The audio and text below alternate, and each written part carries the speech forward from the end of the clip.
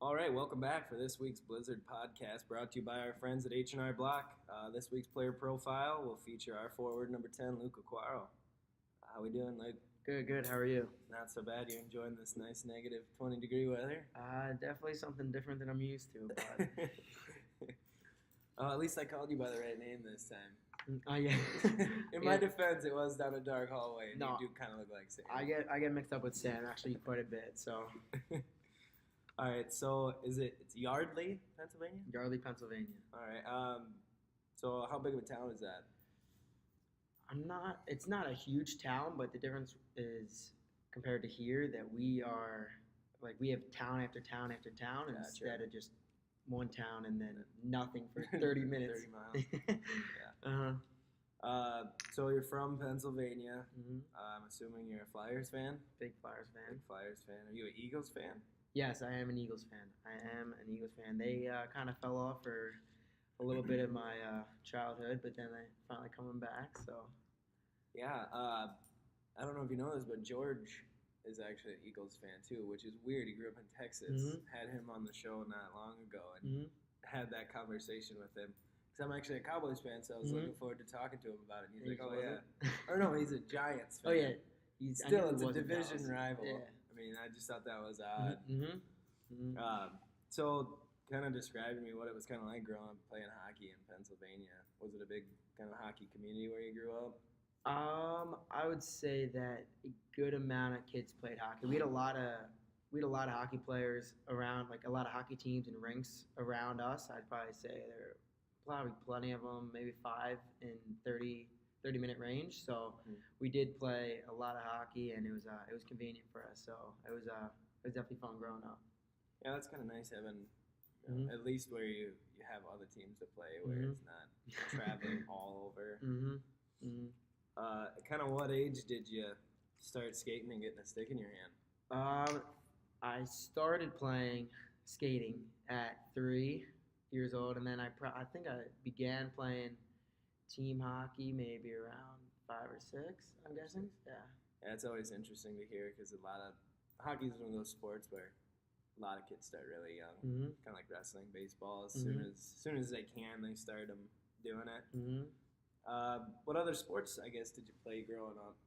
I was big into soccer. I played soccer and hockey at the same time, but then I started picking hockey over soccer, and then I didn't play as much in soccer because I never went to practice. So that kind of fell off. I wrestled in middle school, played baseball.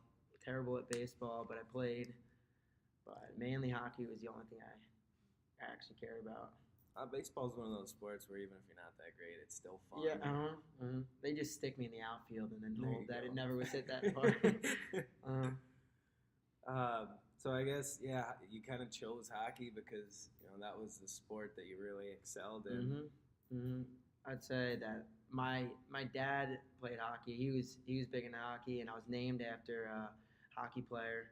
So, like, he wanted me to get into hockey as soon as he could. So he was kind of like my role model growing up. I just wanted to be like him because he used to play hockey all through high school and everything. So That's cool. Mm-hmm. I guess was there somebody like maybe even a Flyer or somebody where you kind of watched and you're like, ooh, I like the way he plays.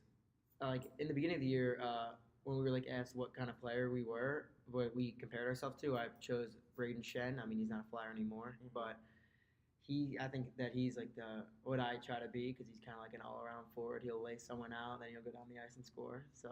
Absolutely. Mm-hmm.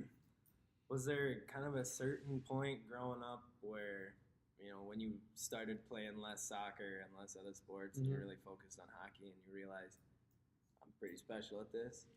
I would say like I played actually like a lot of AA hockey growing up, and I only played like AAA when I was probably I think it was 16U. I switched to AAA, so I didn't really. I thought you can play AA all the way up, and then you can go to college, but because I didn't know I wasn't in the whole hockey world, I guess, until 16U year. So I was just thinking that I was gonna go all the way right away, and then once you start playing AAA, and then you hit juniors, it's like, man, you got to really start working harder. So you talked about kind of your dad being a role model, getting Mhm. into hockey.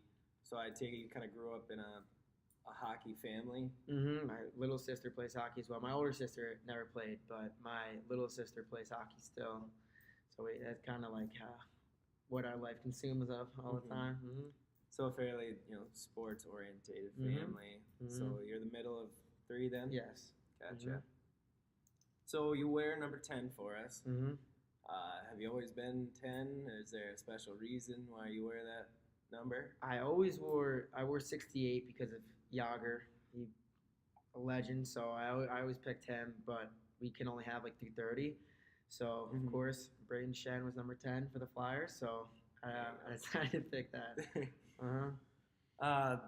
So I guess hearing that you played, baseball and wrestling, so I'm guessing you're always, a little bit smaller, but real quick and shifty. I'm assuming you were always a forward then? Yes, I was always a forward. Gotcha. I guess you said you played, triple and double A, and then it was a little bit of an eye-opening experience when you got to junior hockey. That's kind of, neat that, when we do these podcasts, we get people that kind of take in different paths to get here in Brookings, so that's kind of neat. So you've been with us for quite a while. Have you had quite a bit of chance to check out, Brookings, the surrounding community, and stuff like that? I actually love how this town is because everybody kind of knows each other. I mean, that's also a good thing and a bad thing, but I think the good thing is that everybody knows that you play for the Blizzard. Everybody's all right, he's a Blizzard. I've seen him on the ice. I've seen him off the ice now, and I think it's really cool. Wherever you go, you can go to anywhere to eat. You can go even at the wellness center. People know who you are, so it's definitely something special. Yeah, I mean, even with the campus here, you still have that small town feel. Like you said, when you walk in somewhere, it's being back home. They recognize, as an athlete, people want to sit and talk to you for a little bit. So exactly, it's awesome. That's kind of a nice feeling. So obviously, you have hockey goals to where you want to get good scholarship, continue to play as long as possible, but I guess kind of walk me through what you have for, your career and education goals outside of where you want to be in athletics-wise. All right, so my end goal is I want to be I'm going to be a business major. I'm not sure what inside of business, but I know I love wearing suits. I love dressing up like that, and I love the business side of things. So that's what I think that I'm going to be going for. I got to figure out what I want to do inside of there, but I'm definitely going to go down the business route there. That's a good industry to get into. So I've asked a couple of the guys, have you got kind of a nickname that kind of stuck with you yet? There's kind of they call me a variety of variations of my last name. I've noticed that too. They'll call me they'll call me they'll call me Aquaman, they'll call me Aquaro, they'll call me all types of stuff that isn't my last name, but they whatever comes to their mind is what I'll just answer to it because I know it's me. All right, so I've always found it interesting when we have these podcasts to kind of walk through a game day. Athletes can be kind of a superstitious bunch. They have weird little quirks or routines that they repeatedly do. Is there anything like that with you? I wouldn't say in the morning, nothing in the morning or anything. It's kind of when I get to the rink. I like to show up probably 2 hours before the game, and then I always, whenever I take my sticks, I could never let my blade touch the ground before it touches the ice. So I always had to flip my stick over so the blade is along the wall. I do that. I always do the same exact warm up. Even if we warm up with the team, I'll do my warm up after the same order of stretches. I'd probably say that's it. Those are the main things I do. Or if something sticks, then I'll keep doing it over and over again. So until my luck runs out. If I'm doing a couple games in a row, then I'll switch it up. Yeah, you don't mess with the streak. Absolutely. Exactly. What about music? Is anything like that you specifically that you listen to before games or during? When I was younger, I used to be big into EDM, but kind of just kind of like switched to rap now. I'd say, and like my favorite artist is Lil Uzi, so that's who if I gotta listen to somebody, that's who I'm listening to. All right. I guess, is there anything specific that you miss about being back home in Yardley that I guess you can't get here in our community? Probably just something that I miss that it's not like that I can't get, but like my I just miss being with like my high school. My high school was like my second family. We had like 400 guys in a school, and it was just everybody went to everything, and it was kind of like it reminds me of here because everybody knows each other, everybody's there for each other. It's Tight community exactly type deal. That's what I like it about home, and then I'm glad that it's here as well. So, if you had to pick something to binge watch, what would it be? SpongeBob. I'd watch SpongeBob. I'd watch SpongeBob season after season over and over again. That's my favorite show of my entire life. Oh, that's a little interesting piece there. That's me. All right. This is kind of the part of the show where if you wanted to do a shout out to social media, that way, our Brookings Blizzard fans can follow you on those platforms as well. You're more than welcome. All right. I think my Instagram is Luke_Aquaro68.